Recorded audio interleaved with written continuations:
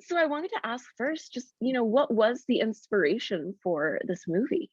Well, number one, I love musicals. I'm like a huge musical nerd. I used to do a lot of musical theater. Like I grew up doing musical theater. I sort of like moved into making films. So in a lot of ways, like this film is my love letter to musical theater. And then the other half of it was hearing a lot of male friends I had talk about wanting kids, and a lot of women sort of being like, no, like I want to, be work on my career, do that later, or maybe not at all. I don't know. But like men seemed to very much like talk about procreating. And I was like, that's weird. Like I've never really seen a movie about just, a man hitting 30 and getting the baby bug, where we've seen a lot of movies about women who, want to run out and get a sperm donor, or they're like, I have to have a baby right now. So I thought it'd be fun to flip the script on that and see what that might look like. And in the context of being an artist and how having a kid, as an artist is an extra sort of thing, and especially difficulty, especially for women, and how that would change these people's relationships. Yeah, I really like how this film sort of speaks to the difficulty that, especially artists can have in trying to balance their career and their personal life, whether that is kids or even just we sort of see that with the relationships in the movie. Yeah, and especially, when you're 20 and, where the movie starts and they're 20 and they're young and they're idealistic, like having a career as an artist like feels one way. And then when you hit 30 and you're in the business of being an artist, right? Like, you have to make money, you're trying to have success, and that's all really different. And the thought of like balancing, having a child with that is like pretty intense, I think. So the other thing, that I obviously love about this is what is it like to get to collaborate with a friend on making a movie? You want to take that one? Yeah, I mean, it's so multi-layered because well, for us, it was a little different. We met like in a work-ish capacity because we met in an acting class. So I think for us, that was what bound us at first, is like, hey, like you're an awesome person and actor, and like I want to work with you. And then we started like producing things together, and we kind of had that groove already of like compartmentalizing like work and friendship. So for me, it was just a joy. It's exactly what I want to be doing. And I felt like very lucky and grateful that we were able to make this project together.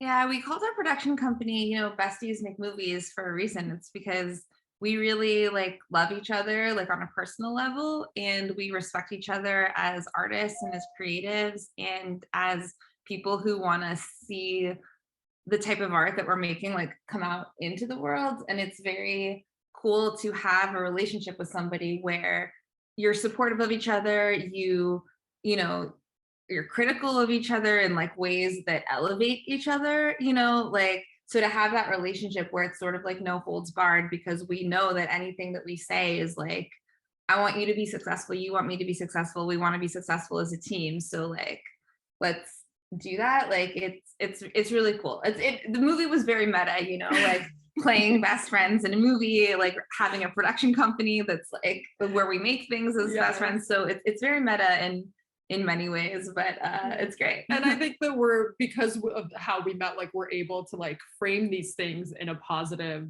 way for each other. And like I can tell when Stacey is stressed out, and like she'll never say, but like I can tell, and like then I could try to like take things off of her, or I can tell like if she needs a push or something, like, and I think vice versa. And so that is an amazing thing about being friends, because we can do that for each other, and we've made so many things together, and we've hung out so much, and it's like it doesn't feel like I'm working with someone, it feels like it's just an extension. Yeah.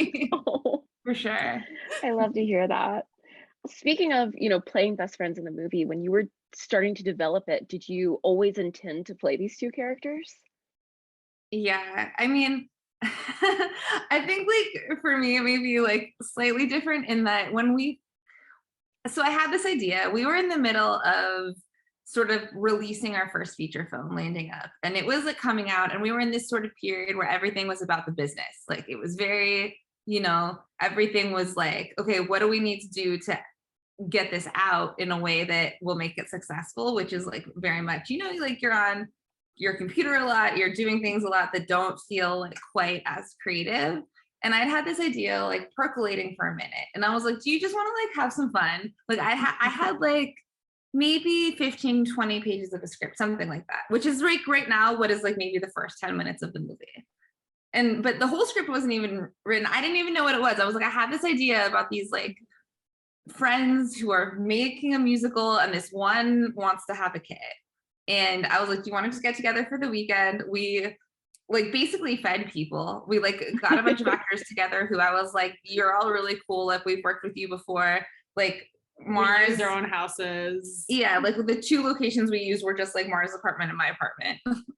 Like that was it. And like Jay, who plays Gus in the movie, like he's been one of my best friends since college. Like we've made tons of art together for like years and years and years. And I was like, let's just have some fun. Like I didn't know what it was. I thought maybe we were making a short film. I don't know. Like we just wanted to play. We just wanted to play. And yeah, like you said, like be creative, because when you are indie filmmakers, so much like it's not just all being on set all the time. There's so much like back end business stuff that goes into running a company, or even distributing a movie or producing a movie, and we're doing all of that. But I also think like I know the film is meta, but to me I'm like, what we always talk about is like just keep going, just show up. And that is also like Maggie and Chloe and Gus kind of did that with their musical. They're like, we're just going to keep pushing, and like we're just going to start making a movie and see what happens. And there's all the traditional thinking that is like brilliant advice of like, get your log line down and work backwards from your log line and read Save the Cat and do all these things. But sometimes, and you should definitely do that. You should do that. Like, Stacey, talks about how much she learned as a writer on making Triple Threat. And like, I also feel like I've learned on how to give better like story notes and all that kind of stuff. But like, if we didn't show up and we didn't start rolling the ball, we wouldn't be here talking to you right now. And we wouldn't have this incredible film that celebrates femininity and feminism and queerness and careers and children and like all the things. And yeah, like Mars and Jay were always gonna play these characters. Like for me, I mean, like they were like always those people. And like the way we started it, like Chloe is so much like based on me and like my thoughts about the world, that it was like, and I was like, I come from an acting background, so it was like very natural for me to play her. If I had known like what it was going to turn into when we started it, I'm like, maybe I wouldn't have like written and directed and started and produced this movie, because it was like really, I mean, especially the scenes with like the choreography and where we're like all dancing, and where I had so much in my head of like, okay, like directing, the camera and like making sure like we got it. Like there were days when it was like really intense to be doing all that. It was amazing. I got to like act with my 2 best friends, and like, yes, it was always designed to be the 3 of us. But if I had known what it was going to turn into when we started, well, to be fair, I thought playing her. I don't think there could be another Chloe like Stacey Maltin, but I think in another world where you are still playing her, there would just be more support, and we wouldn't have to also carry all the gear and have the elevator break or just not be available. And yeah, things got real intense. But it was, it's great acting with people, like I wanted to, Mars had asked me, like we've created a lot. Sorry, I think my sound is on my phone. I'm going to make sure. Oh no, that's not my phone. I don't know. Anyway, sorry. Mars had asked me to play a character who was very different from them. And I was like, okay, I'm gonna write you a character who was like going to carry a child, because I know that like that is something Mars is very interested in, and who like really cares about having like a relationship with this kid. And it was really fun. It was like really fun to think specifically about Mars, to think specifically about Jay, and like write them characters that I knew that they were going to be amazing at acting in. And also, yeah, because like, Chloe comes so much from me. So I'm like, who's not me? Like let's like write that and let you guys play with that and have fun. And I think you both like killed it so much. Yeah, I think one of the best things about the film is how authentic all the relationships feel in it. And obviously that partially comes from you all actually knowing each other sort of outside just the realm of this one film. But I was curious, What, do you think are some of the challenges of being on both sides of this film process where you are acting in it, but you're also involved in, the production and the writing and the directing and all of that? Yeah, I mean, it's definitely like intense to do everything, and especially like on independent film, like because it was our production company, like we raised all the financing like independently, and so we were very like conscious and responsible of like where that money was going. So, there were days when we were like, okay, like we'd rather put this money towards something else. So like we don't want to pay, like overtime for like the driver to be able to like pick the truck up in the morning. So like Mars and I would pick up the truck, we'd pick up breakfast, we would sometimes load in all the equipment before everybody else got there. And we would be like, hauling ass to like get that all done. It's like, oh no, I gotta be in hair and makeup, but this truck isn't gonna park itself. And there's no parking in New York City that takes a 14-foot tube truck. So what do? You just drive around. Now, that being said, like we did have people who, we had a huge crew. There were days when we had like a huge crew because like we could not execute it otherwise. We had a lot of support, but there are those things where it's like, okay, like we're really responsible for everything. So if something doesn't go as planned, where the elevator was broken and all the gear had to, we loaded it all up in the elevator, and at the end of the day we were not able to use that elevator to come down in a 6th-floor walk-up building. We were right there with the crew after like filming all day. We had filmed this crazy dance scene. I was like exhausted, and I was like, okay, like let's get these cases and like and all. And you have to smile through it too, because yeah. You're setting the example for everyone. And Stacey and I, like a lot of our thinking on budgets like this, where people are there like not for the money really, it's because they believe in the project. We're not going to leave them on set while we go home. Like we were there carrying the stuff down the stairs. We were like, y'all can leave, like we will do this alone because we want you to be able to get your 12-hour turnaround and like rest up and be happy tomorrow. Fresh bunnies on set tomorrow. Yeah. And then people would stay, and like, God, I'm gonna get so emotional.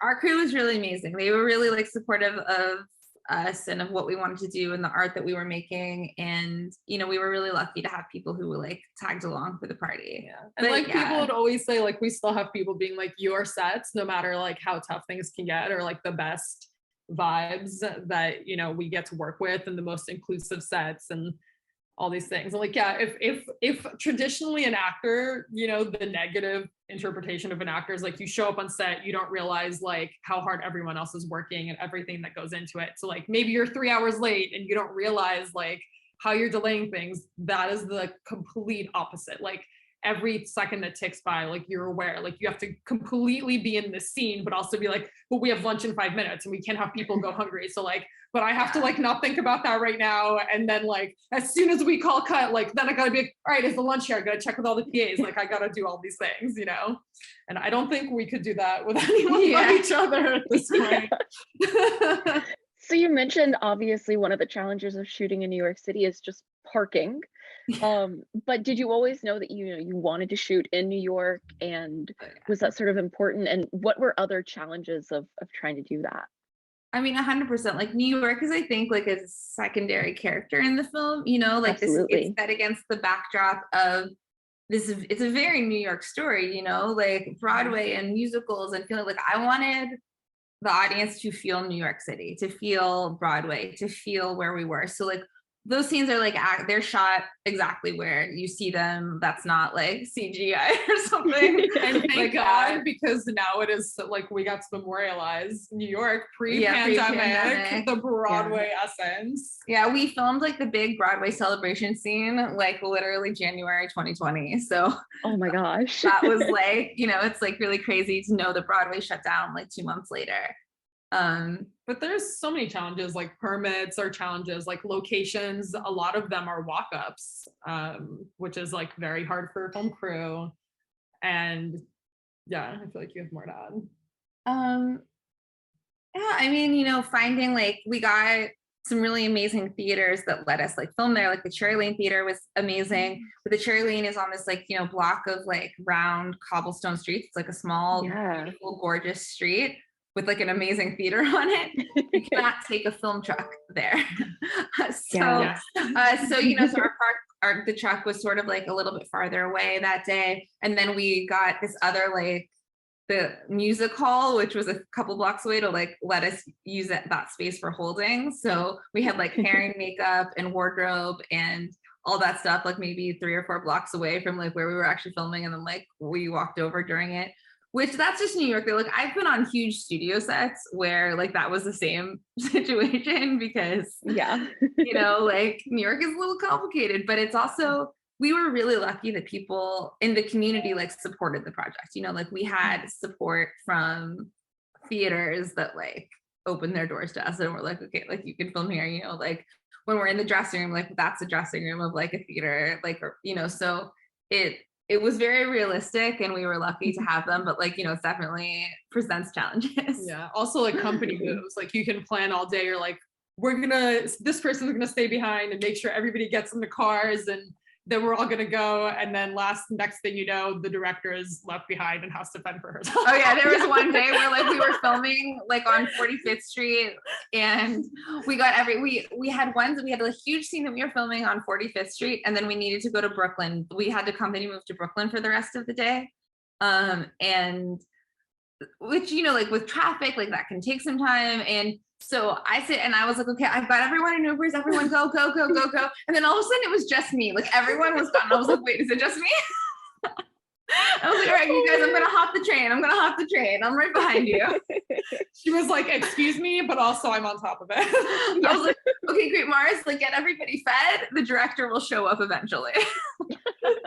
It's like, well, what can we do? What can we start setting up while she's not here? And like always have the wheels and I'm like turning. trying to text them. I'm like, okay, this is how we're setting it up. Like make sure like the camera is ready to face that way. I'm going to check it when I get there. Go, go, go. And this is a good moment to shout out our other producers that helped us. Jackie Schwartz, who's a part of Besties Make Movies, and Carrie Radigan and Martha Francis Williams. They were huge help, huge support. What's the word where you can't live without? I can't think of it now. That's amazing. I also, you know, talking about theater, I wanted to ask, what was the development of the musical within the movie like? For sure. So I knew you could not talk about making a musical. I was like, I know if we're going to have this musical, we're going to need to see musical numbers. We're going to need to like understand how does this musical like work within the context of the larger film story. So like Jay and I spent a lot of time like, okay, what is the story of this musical inside the film? We actually shot a lot more of Firefly the musical than like made it into the final cut. So like maybe we'll have that for behind the scenes or something like that. But I sort of put out a call for like composers, songwriters, musical theater writers to be like, hey, like, is anybody working on anything? Like, you know, I'm looking for something like along these lines, like this type of music, and like, you know, who wants to work with us essentially? And I got a lot of responses, a lot of like things, and I ended up getting connected to Kerner and Gregor through one of our executive producers actually was friends with another guy who was like pretty big in Broadway, and he was like, oh, you need to talk to Kerner and Gregor, like they have so much music. They were developing a show for the Kennedy Center at the time. And and I reached out and I was like, hey, like I'm this filmmaker, I'm making this musical about Broadway, like I heard you're the people to talk to, like what do you have? And they sent me some demos, like they sent me some like demo tracks, and they sent, one of them was this song called Advice to a Young Firefly, which that was what they had called it. And I heard it and I just fell in love with it. And I was like, I need this to be for an ensemble, and I need it to be like very slightly like different. Like if I pop, like we made it a little bit more poppy, and they were like, do whatever you want with it. And I was like, do whatever I want with it. Great. So Firefly, what we called Firefly, like, you know, sort of became like the title track, and like that's what we called the show. And then they also wrote Piece of Me. And then we had another composer who wrote Closing the Gap, and somebody else who wrote like some other stuff for it. But yeah, it all just sort of like, once we sort of knew what we needed, and they like to tease me because it started off where I was like, okay, you guys, we're making this musical. We need to have at least one big production number. And they're like, okay, one big production number. And I was like, okay, it's going to be Firefly, one big number. And then I was like, no, you know what, you guys, like, I think that the musical needs to push the story along. So we're going to need to add a second number. Like we're going to have 2 numbers. So like, okay, 2 numbers. Okay, great. 2 numbers. And then I was like, you guys, this is like a month later. I was like, you know what? Every musical has a power ballad. How can we have this without a power ballad? Like we need this power ballad moment to like show all the love stories. Where's all the love stories at? Like we need a power ballad. And they were like, okay, a power ballad. We'll do the power ballad. And then she's like, but wait, there's more. And I was we like, need a dance number. but we need just like a dance number. Wait, what if there's a dance number when like Maggie's like pregnant and there's like an intense dance number and they're like, Stacey, how many numbers are we adding? I was like, I think this is it. I don't know. We'll see. But like, it was like, as I was like working on the script and as we were developing the musical, I kept just being like, we're going to add another song, another number. And they were like, Stacey, do you know what it costs to like do more musical numbers? And I was like, it's going to be fine. It's going to be great. Just one more. Just one more. Just one. We might just shoot another one tomorrow. Why not? Yeah. So just soon enough, just put on the whole musical, you know, like.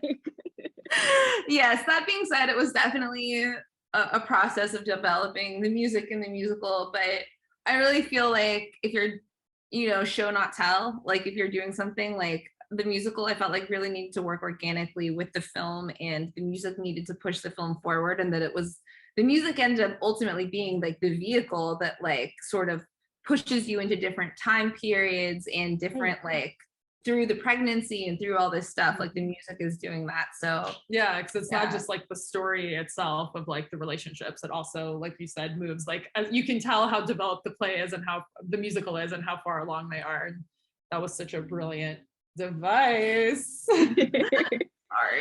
I was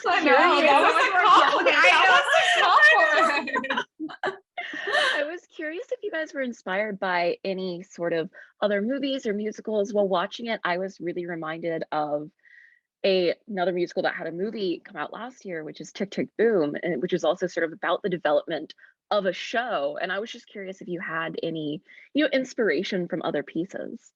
I love that you say that, because the truth is like I do like Tick Tick. I mean, many pieces inspired me, but Tick Tick Boom was actually not one of them. But when I saw the movie, like I went to the SAG screening of Tick Tick Boom and I cried so hard. I lost it. I was like, this movie is so amazing and it's so beautiful, and it's like, you know, the $50 million version of Triple Threat in the 90s. And I just loved it so much. And then I like went home and I told my partner, I was like, we have to watch Tick Tick Boom. And I watched Tick Tick Boom like twice in 1 week because I just like loved it so much. And it is, I mean, it's very like, you know, the story wise about like, you know, sort of like being an artist, or like, you know, there's themes in that of, you know, his girlfriend wanting to, you know, move out of the city and be a teacher. And so there's a lot of like similarities there. No, but I would say musicals that definitely inspired me. Oh my God, I started 3 sentences at the same time. I was listening to a lot of Spring Awakening at the time, like that sort of like energy of being young and, you know, dreaming and things being new. Like that was definitely Rent for sure, just because of the time period, because of that like I remember I went with Jay in 2008 to go see like the final cast of Rent on Broadway before it closed. And like that was and having the film start in that time period, like that era, definitely was like if you were a theater kid at that time, like Rent was such a big thing, you know? It could be more chill. Right. Oh yeah, Be More Chill was definitely a big, which is a modern musical, but that was like a big inspiration. You're right, because of just the trajectory of Be More Chill, like how Be More Chill went from like the Rattlesnake Theater and like how it grew, and how it was Rattlesnake, I think, or Vineyard. It was one of those. But it was like off Broadway, and like they didn't know if it was going to go to Broadway, and they developed it over like several years, and like the trajectory of that was like very much an inspiration for like Firefly the musical. And I know Smash the show 100% was a big inspiration. Yeah, all those, correct. Good memory, Mars. Well, finally, because I don't want to keep you forever, but I just wanted to ask, I think one of the best things about the film is how inclusive it feels, and how I feel that it really represents you know, the people of the theater industry, and how inclusive it is becoming. Was that something that was really important to you, be a part of the movie? 100%. Absolutely. Like, you know, we wanted queer characters to be queer without us talking about them being queer. Like, I didn't want to question their sexuality. Like, we just wanted to let them like live and be happy, and like their queerness is not an issue. That was very important to us, having like diversity of all types, you know, like body size. Like, I don't think you see that in movies a lot about Broadway, but that is very much on Broadway, you know, like just diversity of all kinds. Like, that was like very, very important to us, because that is reflective of what the actual community looks like. And our crew is also as diverse and inclusive. That Mm. was very important to us, to be about it, talk about it, and do it like all a 360 approach. And we also tried to keep our set as green as possible and like reduce waste as much as possible. These are all things that are incredibly important to us as humans and as filmmakers and as actors and as a company, is to really represent the world around us and to tell the stories that aren't being told and to elevate those voices. For sure. And to have that like reflected. Like, I don't think it would be accurate to make a movie featuring, you know, people, and like, you know, a lot of the cast, like the supporting cast, especially of the musical, like they are like Broadway people. Like Jeremy, who plays Griffin Voss, he's currently in MJ on Broadway. Urel, who's in it, he was just in Steven Spielberg's West Side Story. He was in Moulin Rouge on Broadway. He was in Head Over Heels on Broadway. Like, the cast is doing like, a lot of them are like Broadway folks. So, you know, we wanted to actually like reflect that. That's amazing. And finally, is there, you know, something to people who maybe haven't seen the film yet, who are watching this or listening to this? Do you have sort of a pitch for, you know, why should people watch this movie? Yeah. Ooh, do you want to go? Yeah, I think it's just like a joyful celebration of complex human beings. I think it's like you can watch it and it's fun and it has like a message at the same time. I think it's hopeful and it's sexy and it's fun and it's optimistic. And I think it's a movie that will make you feel good while also making you think a little bit. Yeah. And it's fresh. It's fresh and it's fun. Fresh and fun and provocative and fun. Somebody just called us that in interview and I was like, I will take that. Provocative and fun. I love it. Those are the facts. Well, thank you both so much for doing this interview. I'm so excited for, you know, more people to get to see this movie and to get to hear you guys talk about it, because I already liked it so much, and then hearing, you know, all about how you both developed it and the commitment to sort of it being about Broadway and inclusive and green on every level is just amazing. Thank you so much for having us. It was so nice to meet you, and I hope that you have like an amazing time in New York on your trip. Thank you. Thank you. Awesome. Well, have a great, you know, rest of your day, and I hope that everything goes super well with the release of the film. Thank you so much. Awesome. Bye. Bye.